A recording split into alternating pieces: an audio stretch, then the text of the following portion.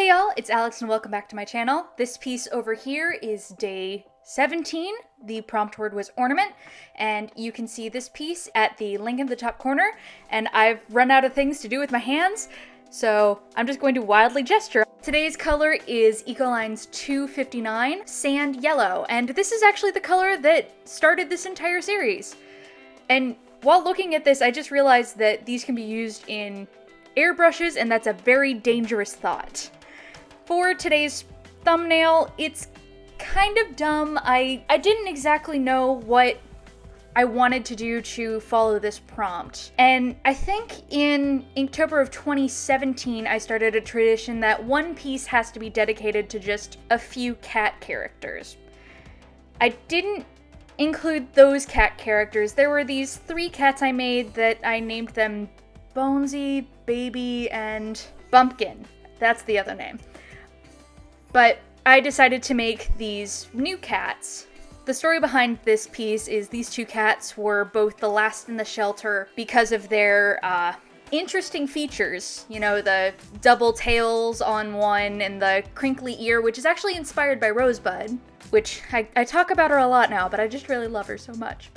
And then the other cat has the third eye that I give to a lot of my cryptid cats, along with its missing one of its normal eyes. I wanted to make this piece look like an Instagram story. I didn't exactly know how else to portray the story behind them, so I just figured that I'm going to slap a whole bunch of text on. And the Instagram account that I made is kind of like my Witch Sona's Instagram account. For those who are not familiar with my personal account over on Instagram, my usernames typically follow X something Scientia. It's based off of the Starfleet motto Ex Astra Scientia, which is Latin for from the stars knowledge. And I've kind of put a whole bunch of things in the center there.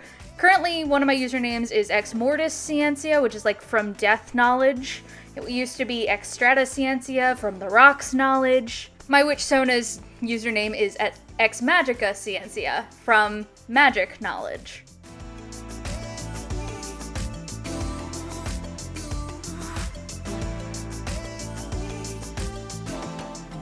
When I was working on this text down here, I knew that I wanted to use the name Beelzebub for the cat with the 3 eyes, but I actually looked online for some different names to name the other cat, and I settled on Ichabod, like Ichabod Crane from The Tale of the Headless Horseman, what's it called?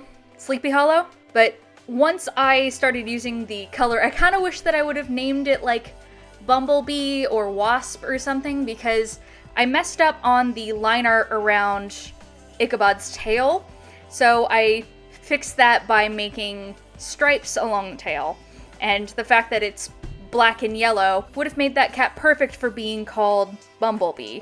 So, a missed opportunity, but I'd already done the line art. To kind of further making it look like an Instagram story, I had the little sticker of the ghost that's like rolling its eyes. I wanted to kind of put it offset from the back of the cat that I was trying to like have it poke out from, because you know how editing on phone screens go. You can't get stickers to be quite perfect 100% of the time. Also, an update on future videos in this series. You guys voted over on day 16 whether or not I would post a full feature-length video of one of my Inktober pieces. As long as it's under 2 hours and 30 minutes, I will be posting that, and the day that you guys voted for was for it to happen on day 22. The prompt word is ghost, and I'm looking forward to that one. That one is one of the other colors that I've been really wanting to use.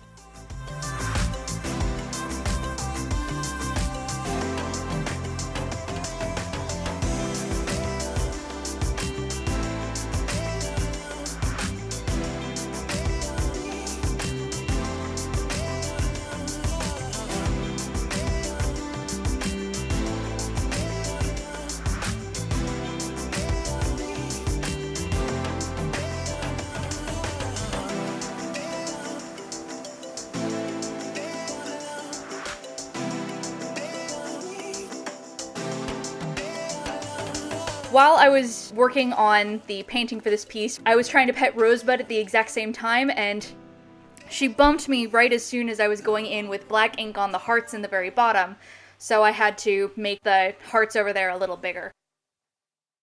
While I was inking in Beelzebub, I was trying to do a wash of ink, and I kind of started at both ends and worked my way in.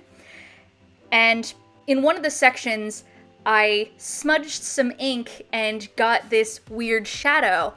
And it kind of looks like a ghost, so I leaned into it. So there's this little ghost pattern in Beelzebub's fur. I don't know how well that's like picked up, but an interesting little detail that just kind of happened at random. And like I said earlier, this watercolor is the watercolor that kind of started the whole idea for doing the random colors for this year's Inktober.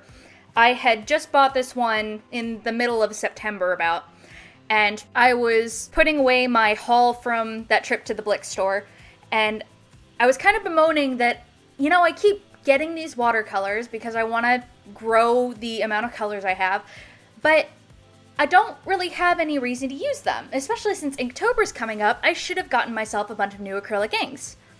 I mean, I should have.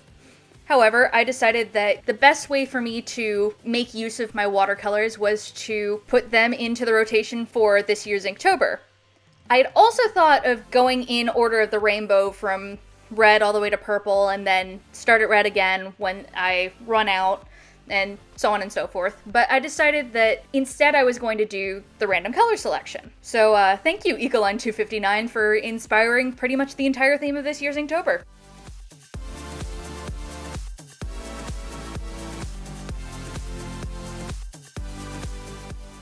I didn't know exactly how I wanted the cat's eye to look. I tried doing white line art to kind of mimic the black line art around the eye. It didn't really end up working, so I just kind of had to cover it all back over again.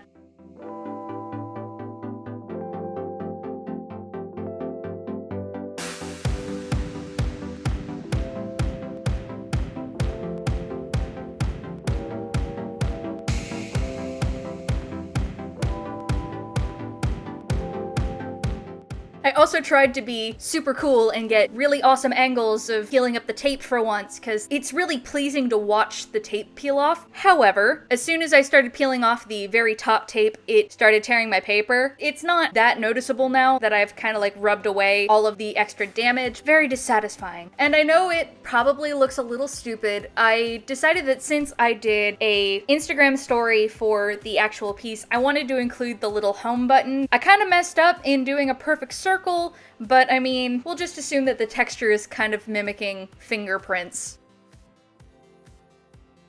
I hope you guys have enjoyed this piece. This is actually the smallest amount of time I've spent working on an Inktober piece thus far. Then again, I think it's also the most simple piece, so definitely has that benefit. I just realized I didn't put the skull in anywhere. Oh, now I'm sad. Anyways, I hope we remember the skull for tomorrow's piece, and I hope you guys enjoyed.